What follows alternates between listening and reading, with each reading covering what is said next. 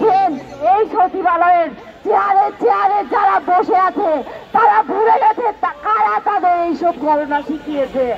এইসব গণনা শিখিয়েছে আমাদের শিক্ষকেরা। আমাদের শিক্ষকেরা যতদিন রাস্তায় থাকবে, যতদিন এই শহীদ মিনারে তাদের ঘুমাইতে হবে।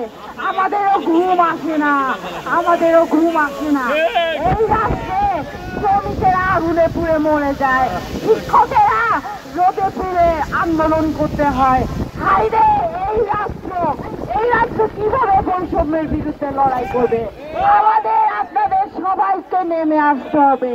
আপনারা কি সবাই এই বৈষম্যের বিরুদ্ধে রাস্তায় থাকবেন? ইনশাআল্লাহ। আমরা বলে দিতে চাই, আপনারা ভুলবেন না, সচিবালয় মন্ত্রণালয় তাদেরকে আমরা বলে দিতে চাই, আপনারা বিদেশ ট্যুর করে বেড়ান, আপনারা বিদেশে চিকিৎসা নিয়ে বেড়ান, আর আমাদের শিক্ষকদেরকে দেখান হিসাব। এই হিসাব আমরা মানি না, আমরা মানি না। আমরা বলে দিতে চাই, আপনারা ভুলে যাবেন না চেয়ারে কিভাবে বসেছেন। চেয়ারে যেভাবে বসা যায়, চেয়ার আবার টেনেও নেওয়া যায়। করবেন না ওই চেয়ার টেনে নিতে।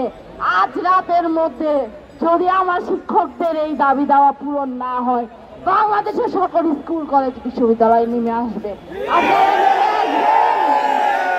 ইনশাআল্লাহ আমাদের শিক্ষকদের দাবি পূরণ করেই আমরা রাস্তা থেকে সরবো।